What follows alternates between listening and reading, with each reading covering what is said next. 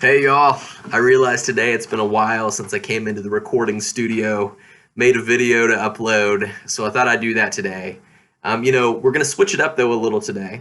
Usually what I do is hold up the prayer guide that we've been going through April and read through the scriptures, pray through those things.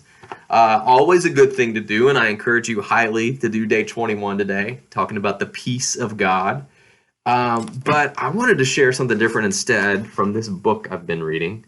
Reverse Thunder. This is a study on the book of Revelation. And as you know, if you've been tracking with us at church, I'm going to be starting a sermon series on the book of Revelation, specifically the first three chapters. And so I've been doing a lot of reading and studying, and I came across something that I wanted to share with you today. So check this out. In this book, Eugene Peterson, who wrote this, says this: the book of the Revelation has 404 verses. In those 404 verses, there are 518 references to earlier scripture. There are more allusions and references to scripture than there are actual verses in the book of Revelation. But as cool as that is, here's where it gets really interesting. So in these 518 references to earlier scripture, there is not a single direct quotation. That means that though St. John is immersed in Scripture and submits himself to it, he does not just rotely repeat it. It is recreated in him. The images and ideas of the Bible become as living fibers in a living body. I was struck by that as I read it because I think I'm remembering back to my college days. The very first time that I sort of was challenged to make scripture memory a part of my life. And what I would do is I would kind of robotically memorize the scripture verbatim, which isn't a bad thing. But what it meant is that scripture memory was kind of in this category in my brain, that it was only to be sort of accessed in this very rote, repetitious, verbatim, like my eyes would glaze over, I'd become a robot and I would say the verse exactly as it was in the Bible.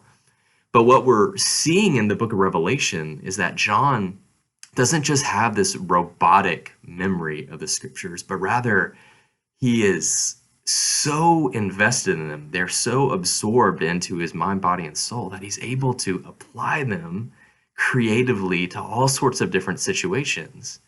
And that doesn't mean just a robotic quotation, but rather it's this playful and imaginative and seeing God's truth applied in all these sort of variegated different ways. Here's an example, okay? When I was younger, this is the nerdiest thing I've probably ever admitted, I read a biography of the jazz musician John Coltrane. He's a tenor saxophone player, my favorite saxophone player. And in that biography, there's a fellow that shares an anecdote about wanting to have a private lesson with Coltrane one time. And so they meet up at this studio, and Coltrane's like, okay, I'm going to take you through my practice session so you see what I do. And Coltrane was the genius when it came to improvisational solos. I mean, he would play and it would just be all over the place, these creative ideas and motifs in all of his solos. But that particular practice session, all he did is just go through the scales over and over and over again. Major scales, minor scales, modal scales. That was it. And so the guy that practiced with him that day was like, what in the world is this? And Coltrane was like, this is what I do. I know these scales back and forth like the back of my hand. But of course, that night when Coltrane performed live, when he went to solo, he didn't just play the scales robotically and rotely. He just geniusly applied them in his solos in all these different creative and fantastic ways. It was knowing the basics of the scales that allowed him to begin applying them to the different rhythms and beats and chord changes of the music. And when it actually came out of him, it wasn't just a rote repetition. It was a living, breathing thing. So what am I trying to say? I'm trying to say the book of Revelation seems to me to be a lot like a jazz solo, where John knows the scriptures so incredibly well that he's able to apply them in ways that we've never even thought of. And he's able to bring new insight with these scriptures and put them in new ways and new phrasings that open our eyes even more to the glory of God and his truth.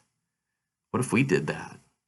What if our prayers weren't just these rote repetitions, but they were ways in which we were bringing God's truth to bear in new situations and new things and new applications? What if our conversations, what if our art, what if our just going outside and seeing the trees and the flowers blooming in spring brought to mind Psalm 19, not as a computer program, printout of what Psalm 19 says, but saying it anew and fresh and applying it in living and breathing ways. That's all I got to say for today. I have no idea if this made any sense. Write me and let me know if I just need to go back to praying through the scripted material. But I hope it was encouraging to at least one or two of you guys. Take care.